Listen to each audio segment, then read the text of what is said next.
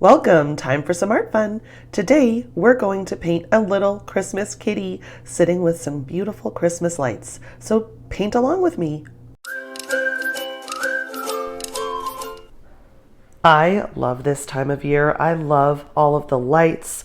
I love the movie Elf. It's my favorite. I watch it every single year, as I do Home Alone. I know I'm not alone with that one. My best friend visited. I have three best friends, let's be clear. The one who lives in Delaware visited me recently, and we watched Elf together, even though it was way too early. And I don't mind one bit. I'm just going to watch it again. But we recently had our first snow of the season, and everyone has already put up their lights, and it's just been so beautiful. And I really wanted to do a little Christmas animal. And I looked up on my Pexels website, my free reference website, for any kind of like twinkle lights, Santa hats, anything like that, animals. I just thought that would be so cute. And man, did I find so many examples. But one of the ways that I decide what I want to paint next is if I've never painted that type of animal before. And I know you won't believe me because it's crazy, but I've never painted a kitty before. And you'll probably hear I am sick and my nose is really stuffy. I hope it's not too annoying. I feel like I would be annoyed if I was listening to someone talking and their nose was all stuffy, but I also kind of think it goes with the wintry vibes. Don't worry, it's not the big one. It's just a cold, I'm pretty sure. But I mean, I've taken rapid tests. It's not that thing, but I'm pretty sure it's a cold, although it could be some other kind of rhinitis, something, I don't know. One of the other not newsworthy wintry cold type things. So please forgive me for that sound, but I just couldn't wait to post this because I love how this came out and I want everyone to have as much of December with this animal as we can do together. So when I saw this little kitty mesmerized by some Christmas lights, I was like, this has to be it. And I just started thinking through how will I make this? And I decided I wanted to do mostly watercolor. So I'm using my Daniel Smith watercolors here. And you all probably know by now that this is my 150 GSM Stillman and Byrne Alpha Series sketchbook. And if you know paper, you'll know or you'll learn right now that 150 GSM is not anywhere near ideal for watercolor. It's not really great for that, but I just use it anyway because again, I don't need this to be perfect or anything. I just want it to be cute. So I use watercolor in here anyway. I just try to be mindful that I'm not going to be able to scrub up any big mistakes. I can do very limited scrubbing because the minute I start trying to put some clean water on a mistake and rub with my brush so that the watercolor lifts, the paper starts to crumble up and ball up, and just kind of get destroyed because it's not thick enough to withstand that particular watercolor technique. So I was already planning, and I do this a lot in this particular sketchbook, I was already planning on using mixed media because I can use acrylic paint or gouache or something else on top of this to fix those mistakes, a jelly roll pen, a white jelly roll or something. So I don't worry too much about mistakes with watercolor, even if you can't scrub them up, because there's always some other medium that I would love to use and combine that can fix it. So I used this watercolor to paint almost everything. And I just expected to use, other mediums to come back and fix things up or do some detail on top, or I just knew I was going to have some multimedia fun with this piece, as is the usual. That's my total usual, so no shock there. But while I wasn't worried about fixing mistakes, I was sort of like, how am I going to make this twinkle light effect? How am I going to indicate that there's shining lights in here? And let me just tell you, the idea of having twinkle lights in this with a cat, a kitten, if we're being real, is so appropriate to what we were just talking about because that same friend who came to visit me from Delaware has the most beautiful, gorgeous, totally spoiled, appropriately, cat that she's had for like 20 years. This cat is beautiful, so fancy, so fluffy, so gorgeous.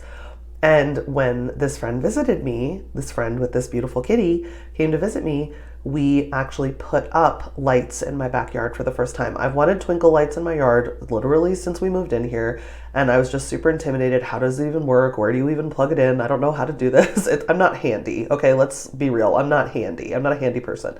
So neither is my husband, unfortunately. But we hire people to help with things, but I couldn't imagine hiring someone to help me hang lights. I'm like, families do this all over the world all the time. They're always hanging lights. Once a year, they take them down, put them back up, take them down. I can put a set up and just leave them up forever, which is what I wanted to do. So when she came out, she's very much a go-getter and just like gets things done. And so she made it her mission on this trip that we were getting this done, and we did. And it's so beautiful. And when I look at them, I think of her. So when I looked at this reference photo, I was like, oh my gosh, this is so perfect. Like, it could not be more perfect. So I knew this was the one that I had to do. And the main way that I figured out how to make that light effect was to darken up everything around the lighter areas, because you can't make the paper whiter than the white that it is. So you got to make everything around it darker. So I just kept darkening up and darkening up the face, darkening up the back of the kitty. And at one point I just forgot that I wasn't recording when I decided I had to darken up a lot more of the background and the red in the foreground. So at some point you'll see that that green background, which is meant to just vaguely indicate that the Christmas tree is behind the kitty sitting on this ledge that has a red cloth on it and a Christmas present behind her. It gets a lot darker. So you'll notice that jump. Don't worry. That's the theory. That's what I thought about. And that's the only change. I just took the same old watercolor and did another layer in a lot thicker of an application and left the circles around the lights the way they are here, you know? So I don't really make them lighter. There's no way to make them too much lighter. I had to make everything else darker. So that's how I achieved that effect.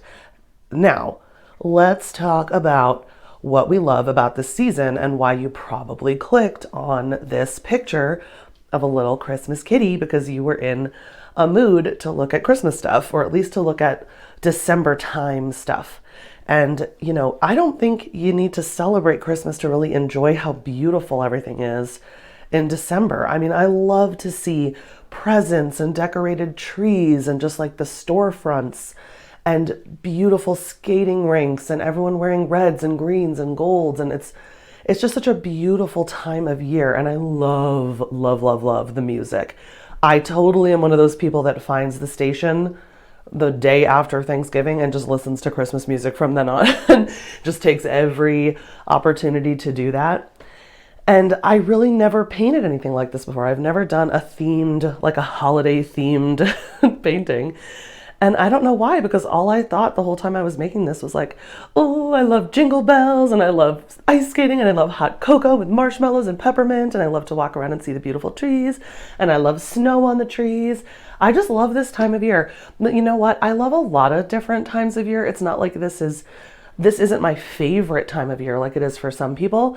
I just really love it, along with loving fall and loving summer when you can get outside and hike and bike and like just basically everything is outside. Drawing is outside, cafes with your coffee outside. Oh, it's all wonderful. So I love a lot of seasons. I love being alive. I really appreciate it. I don't know how else to say it. And I really love this time of year and I love the movies. I love Die Hard, Home Alone, Elf. We know we've already talked about it. It gets a double mention because hello, Elf and Home Alone, triple mention.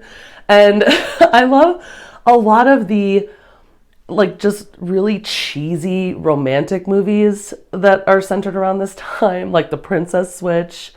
I don't know. There's a lot of, I don't even remember if that's actually around this time. That's just what it makes me think of. That's the time of year that I watch it.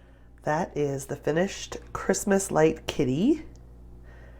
I really thought about doing the string, attaching the lights that this little kitty is looking at, but I went in with a blue pencil just to see. I was going to do it with my new Posca pens. I was going to do the lighter Posca under the lights and the darker one away from the lights so that it was clear that the lights were also shining on the string.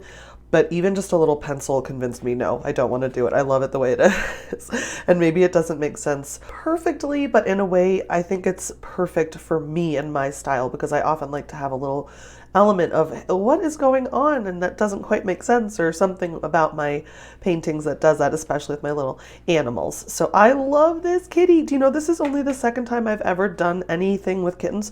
This was the first time, was yesterday. Or earlier this week, I guess it was. So I did, and this is also with a little ball string with Posca and colored pencils, this kitty with Posca and colored pencils, and this kitty with Posca and colored pencils. And now I've done this kitty. I really hope you enjoyed this video.